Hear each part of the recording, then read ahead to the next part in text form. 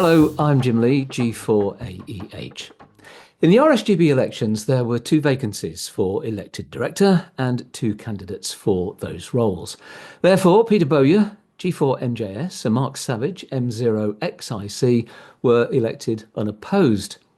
However, we are still going to talk to them today, so you can find out more about them, what they think are the big issues in amateur radio, and also what they will bring to the role of board director. Now, as I ask the questions, we'll give each candidate in turn the chance to answer. So welcome, Peter and Mark. Let's get started. And first of all, tell us about how you got into amateur radio and which aspects you enjoy. It's a long story. I first got into the hobby as a teenager, which is more years ago than I'm going to fess up to right now. I was always interested in tinkering with electrical things. And that led into volunteering to help with an amateur dramatic society lighting. The guy in charge of that happened to be a radio amateur, and I talked to him a lot and got involved basically with him as a mentor. Chap concerned is still around, I think, although I haven't had any dealings with him for the last probably 40 years. But that's where it started. He had a UHF, VHF rigs in his car, both converted Pi XPMR equipment, as was the norm in those days. And a lot of people, including myself, when I got a license, spent their days talking on the local VHF repeaters and making the most of what was then a Class B license. Soon decided that I wanted to work the world, not just the county. And a good friend of mine and I learnt Morse together. Drove together to Mablethorpe to Humber Radio to take our post office Morse tests, which we both passed, and we got the almost sequential G4 calls out of the end of it a few weeks later. My initial intention then wasn't to spend a huge amount of time on HF, but I was interested in using CW on VHF for VHF DXing, but that didn't last. I soon decided HF was also interesting.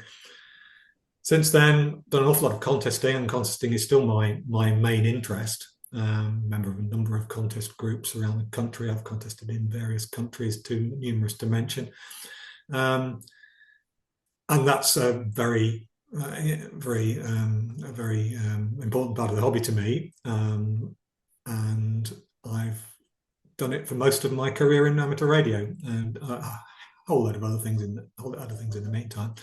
Also got an interest in some of the sort of low power portable operating modes recently, the something on the air, parks, summits, whatever else it is, which seem to be doing great guns at getting people out of the house on the radio and getting the bands used. So, and you can guarantee you get a load of QSOs of a morning from a park, even with 10 watts and a piece of wet string. And a lot of people are doing that. I quite enjoy doing it as well when I get the time. So the contesting side of things has led me to take on the contesting portfolio on the board, and I've been board liaison for contesting for the past 6 months since I was co-opted onto the board last year, and would hope to maintain that. I think our contesting strand in the society is very important, and I'm very pleased to be contributing to that. I first had an interest in amateur radio when I probably was about 18, something like that. And I attended a course at the local sort of high school. And I went a few times, and it was very interesting, and I thought I'd carry it on. But then sort of school and university took over a bit, because this was sort of I think once a week attendance in the evening or something at the time, and sort of life events took over really, and then I moved after university. I moved away. Excuse me. I moved away, and that was it for quite some time really, until in actual fact sort of COVID time. Just before COVID, I took early retirement in 2019, and of course COVID came in the March 2020, so that was a great start to my retirement. But at that point I thought I'll take it back up, I'll go back, as it were. So I did my foundation, intermediate, and full in sort of 18 months, and it was very different from the amateur radio. I remember when I was 18, there were so many more sort of facets to it, opportunities to it. So I one of the things I'm very keen on is about participation, people taking part, people learning by doing. I had a career in a university as a senior manager in a university responsible for learning and teaching at that university. And so I wanted to sort of not only improve my own skills by doing things, but also improve or help others to improve their skills. So, I set about thinking, well, what can I do? It's not just about my own learning, my own involvement. What can I do to help others? And so the sort of two things that I've really done is clearly 145 Alive, which runs 4 times a year, and we have, 1,500 QSOs on what a supposedly dead band in 3 hours, with about 900 individual call signs being used during that time. So that, together with UK Boater and World Boater Bunkers on the Air, which I'm one of the founders and the management team for that. That's where my interests lie, really. That, about creating opportunities for people to come back to radio, to sort of upskill people, and to engender some enthusiasm in radio. So it's a bit of a short-potted history, but my interests are about participation, mobile portable operation. I do some digital mode work, but as we all know, the opportunities in ham radio are endless, and there's always a facet of it that you can be interested in or specialize in even, or you can simply, as it were, a bit bob around the number of opportunities that exist. So I guess, in a nutshell, that's my history with amateur radio. What do you think are the main opportunities for amateur radio in the recent and upcoming Ofcom licensing changes? And which do you think individual radio amateurs and clubs could be making more use of?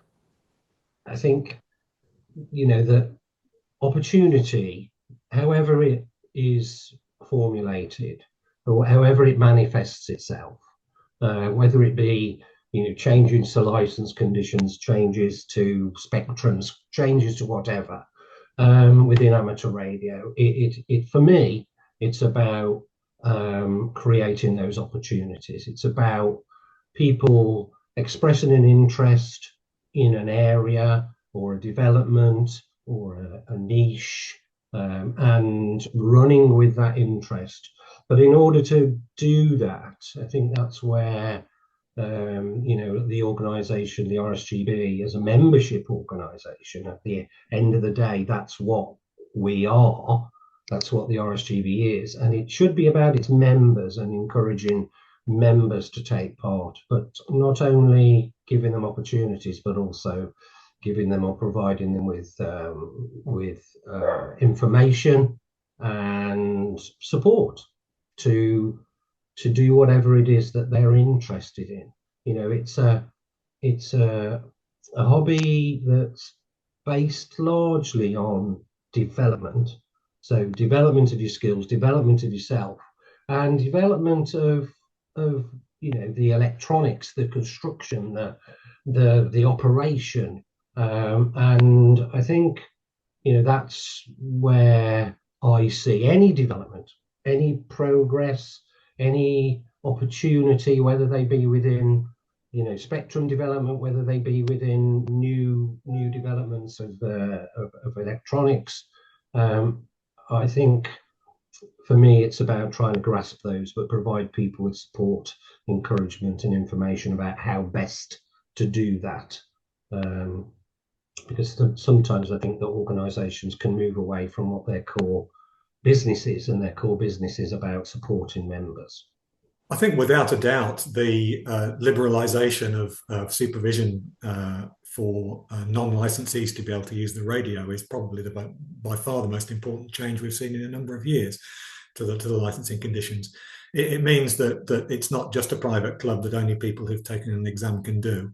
It's something that under the supervision of those people, anyone can do. And it's already started showing its worth at some of the youth outreach that the society has been doing. And that individual clubs can do. I think there's an enormous amount can be done by actually now allowing the public to participate in amateur radio as opposed to just watch it going on. Not everybody will want to, obviously. I think the National Radio Centre of Bletchley, they're using it extensively for their visitors to have a go on the radio as opposed to watch people having a go on the radio, and that's proved very popular and very successful. So I think that's probably the most important change. In terms of outreach to the general public. Other important changes about liberalisation of licensing for beacons and mailboxes and repeaters and things. Also important, it means that there isn't such a long ramp up to getting something like that on the air. You can have a play with something, register it, and then it's yours to do. But with sort of supervision of the system down to the same committees as it was. So that's quite important for people in the hobby, I think. The power limitations, well, it makes it slightly better. I think it makes a quantum leap in anything, but it's useful to be able to have comparable power outputs to places elsewhere in the world, for example, which sort of levels the playing field a bit. But I think the supervisory clause is probably by far the most important thing, and I hope that the society and its affiliated societies will make good use of that in the years to come. The RSGB committees and honorary officers report to the board, and each board director is the liaison for a number of those areas. So what experience do you have in leading technical teams that would help you to bring out the best in the volunteers you'll work with? I've been in technical delivery in the software industry for most of my career, and that's involved managing and mentoring teams of various different sizes and stakeholder groups from various different parts of organizations. And it's important that you're able to adapt to the circumstances in which you're operating. Managing a bunch of volunteers is quite a different thing to managing employees or direct reports. And reporting to a volunteer board is quite a different thing to reporting to your line manager or to a group of senior stakeholders in an organization. However, the sort of tools and techniques you use to approach that are the same. You just adapt to the circumstances you find yourselves in. So I think my professional experiences leads itself quite well to be delivered in a slightly different organization. I think obviously volunteers are the lifeblood of the society. If we didn't have volunteers, we wouldn't exist. There'd be no point us existing if we didn't have the volunteers. And that absolutely has to be part of the board's thinking whenever it's making any decisions, that most of the decisions it makes are going to be implemented by a bunch of volunteers, assisted ably by the professional staff, of course, but they can only do so much. And most of our activities are volunteer-led, volunteer delivered, and we have to take that into consideration, both in terms of the content of what we do, the demand and resources of something that we're thinking about. We have to consider at all times. It has to be delivered by mostly a bunch of self-selected volunteers who will have a set of attributes to deliver, to help us deliver. They might not be the ones we were looking for at any particular time. That's not their fault. It's the fact that we're trying to deliver something we don't have the resources for, and we can't just go out and hire more of a particular class of volunteer. It doesn't work like that. So we have to consider that very carefully whenever we're making decisions. Well, I think the place to start with that, I think, is to understand that the RSGB is a membership-based, volunteer-based organisation.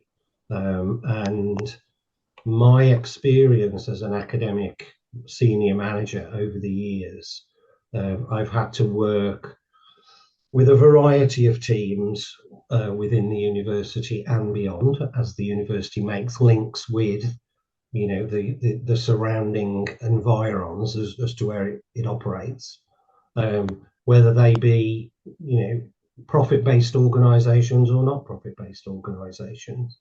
And so I have a lot of experience of working with other members, with volunteers and paid staff. I have experience of trying to engender some sense of motivation and enthusiasm for things. And so whilst I haven't specifically targeted any committees within the RSGB, I hope that my enthusiasm for operator-based opportunities is something that I could develop within the RSGB.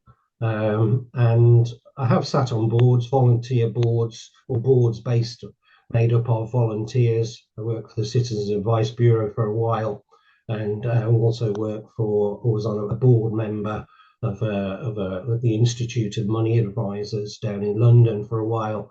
So, there are challenges. Of course, there are within all organisations, whether they be volunteer-based or paid staff-based.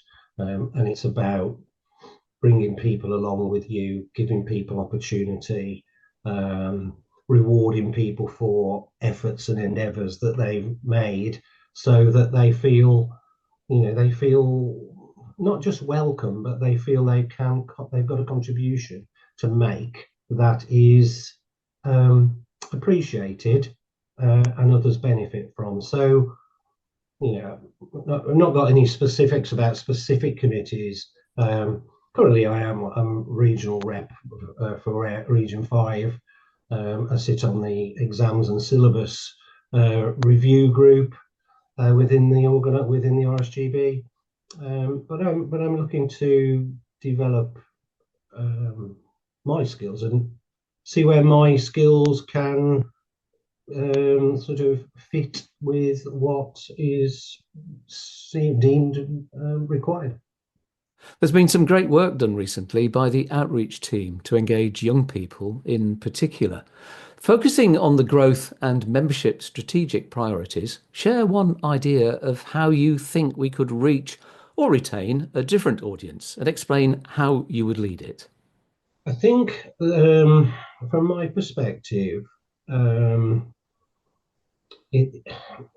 don't think it's necessarily always the correct thing to do to focus on specific audiences to the exclusion or to the potential exclusion of others.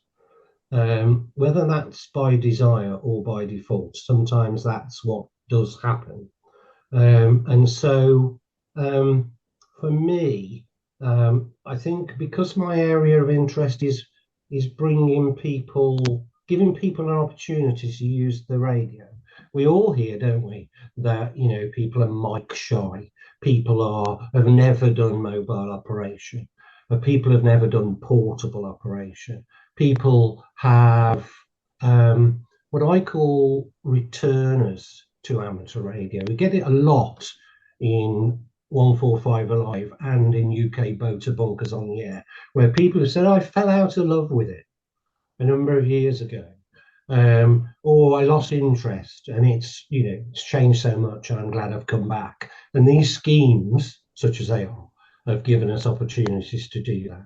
So for me, it would be, I think, about working with others to try and identify ways, whether they be schemes, opportunities, weekends, whatever they may be, to actually hit those sorts of audiences.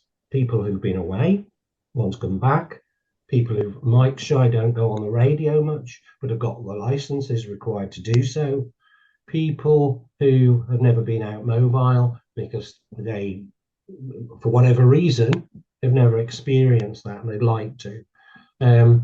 So I think for me, that's what I'd like to try and do. Not necessarily focus on one area like young people or to the exclusion of others, but everyone can have a go. For instance, in 145 Alive, the the requirements to have a go are very low, and therefore we get people who have never had a go before. And we hope that the enthusiasm of others, myself and the other operators who have had a go, will make them feel as though they can be part of it. So that's where I'd like to develop my role within the RSGB, to try and focus on operators, the members, the participants, to grow that. Yeah, the youth stuff is going great guns at the moment, and that's very impressive. And it only goes to show that you just need some people with some ideas and some enthusiastic volunteers to make some contacts, and things can really fly. And rightly, there's a lot of concentration on the youth because they're going to be around longer. They are the future of the society. If we don't have any youth joining the society, eventually we don't have a society because they're all in the graveyard. There's also a big opportunity in the other end of the demographic, in older people, in newly retired or nearly retired or newly retired people looking for something to do. And there are plenty of organisations out there who cater for those sorts of people. The Men in Sheds organisations, that sort of thing. There's the University of the Third Age, and there's a number of other organisations like that who cater for keeping older people, my age and older, active and interested in things, and providing activities for them, providing social opportunities for them, and that sort of thing. And that's a big opportunity as well. I think we have an opportunity to liaise with and team up with organisations like that to present the case for amateur radio as something that people later on in life might start getting interested in. For example, someone who doesn't often get out of the house, for example, as they're getting older, but they can communicate with the world from sat in their kitchen, using amateur radio, using resources of their own, and join in with the amateur radio fraternity without necessarily needing to be particularly mobile, that sort of thing. But just something active for people to do. Amateur radio is good for that. There's a whole spectrum of different activities that they could get involved in, and I think we could do well to strike up relationships with any national organisations there are like those, but also encourage clubs to strike up relationships with local organisations. So if there's a particular Men in Sheds group in a particular area, why isn't the local radio club banging on their door, saying, how about we host a meeting? How about we give a talk? How about people who want to come along to see what we do on a club night? Why don't they come along, and that sort of thing? And I think there's a big opportunity there as well. So the youth is good, but let's not neglect the other demographics as well. Why do you think it's important that people support and belong to the National Society? Because the National Society works for the benefit of the hobby as a whole. There's two parts to being a member of the RSGB. There's the transactional part. What am I going to get? Am I going to use the QSL Bureau? Am I going to enter a contest? Am I going to get a discount on buying books? Am I going to go to the convention and so on? Those are transactional things which someone will pay their membership fee saying, yeah, I get good value for money for the membership fee I pay. I enjoy reading RAGCOM. It's more than, but the RSGB is more than a magazine subscription. The other half of that, though, is you are contributing to what the society does for the hobby as a whole. So the liaison with IIU, the liaison with Ofcom on license regulations, licensing changes. There isn't a week goes by without a meeting of some sort between someone at the RSGB and someone at Ofcom. It isn't always obvious and publicised that sort of thing's going on, but it is going on constantly. And to give the hobby as a whole a voice with the regulator, you have to have the numbers. And if we didn't have a whole lot of people who are members of the society but don't necessarily personally consume any of the society's individual offerings, they are nonetheless contributing to the work that the society does for the good of the hobby as a whole. And I think that's a very important message to get across to potential members. It's a bit like joining the National Trust. You might not go to many houses, but you're contributing to the upkeep of all of them with your membership. And I see RSGB a bit like that, different scale, obviously, but I see it a bit like that. But that you might not use over the time of your membership all of the facilities, all of the individual services. They're there if you want them, but you are contributing to the upkeep of them so people can use them, and you're also contributing to the hobby as a whole by the work the society does in general. it is important to belong to the National Society. Let's start with that at the outset. And the reasons for that are, multiplicitous, really. But the organisation represents the members, represents the area, the interest, the hobby, amateur radio, both locally, nationally, internationally, and being part of a membership organisation, being part of the RSGB, should be a mechanism by which you can interact with others, a mechanism by which you can glean information from others, a mechanism by which you see what opportunities are available locally to where you are, perhaps through your local clubs or whatever the case may be, but also on a national scale and perhaps even on an international scale. So a membership organisation at the end of the day is about its members and providing the members with support, encouragement, opportunity, information, and that, that's wide ranging. Now, putting a tower up in your back garden, you might get some help from will get some help from the RSGB, from right through to buying a book at an RSGB stall at a local rally, or support coming and listening to an RSGB talk at your local club. At the end of the day, the organisation is there to serve its members, and it should always think about that in everything it does. How does this serve our membership? Should be priority one with regard to most discussions. How do you see amateur radio developing over the next 5 years? Well, let's start with amateur radio. Is, I guess, all about development. That's at its core. From the outset, from the onset, right through to now. So there will be opportunity. There will be developments over the next whatever period, 5 years or whatever, and they'll come perhaps from within. Excuse me. They'll come from within. Some enthusiastic operators and members might develop something, whatever it might be. 145 Alive has been developed, keep going back to it, but 145 Alive has been developed within the last 5 years. UK Boater Bunkers on the Air, probably one of the fastest growing award schemes, has been developed in the last 5 years, and now involves, bunkers in Belgium, bunkers in the net, everywhere.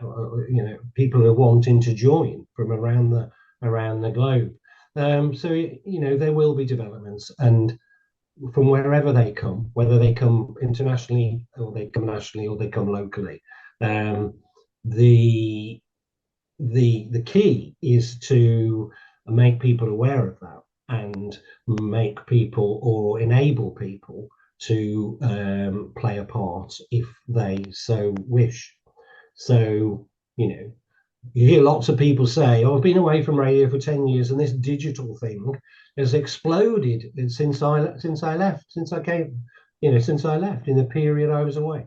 And I don't know what those developments will necessarily be. No, not many people will, but they will inevitably arrive. And therefore, it's about how we segue into those opportunities that present themselves. Amateur radio is a very, very broad church, and welcomes everyone, I hope, to it, but also it itself is very diverse. There's lots going on. You can be interested in one aspect or 10 aspects. That's purely up to you. But the key is to know those aspects exist and where to get some help and information about how do I actually take part or start doing whatever it might be. I think it's an interesting time, but it's always an interesting time. I think there's a lot of talk of why would people want to be a radio amateur when they can have a cell phone? Why would anybody want a telescope in their back garden if they can go to NASA's website and see pictures of the moon? It's continuously evolving. As technology evolves, the availability of bits of technology to hobbyists changes and evolves, and the interest in that evolves. So there's always something that people can do at home by themselves in a group with their friends that interests them and that moves technology along and can feed back into professional comms as appropriate. I mean, that's happened throughout the life of the professional radio profession and amateur radio, that there's a constant interchange of people and skills and knowledge and things backwards and forwards, and that doesn't change. The technology gets cleverer and increasingly involves different things, digital modes, the integration of digital with comms, and computing with comms, and so on, and all of that stuff.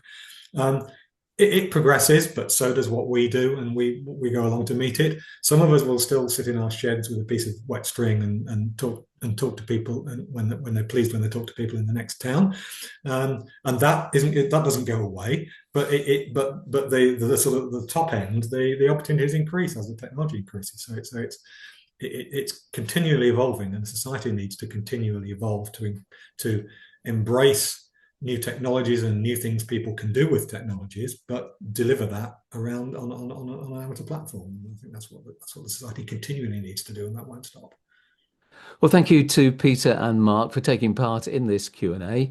Congratulations on being elected unopposed as board directors. We wish you well as you take up your roles in April at the end of the RSGB 2025 AGM.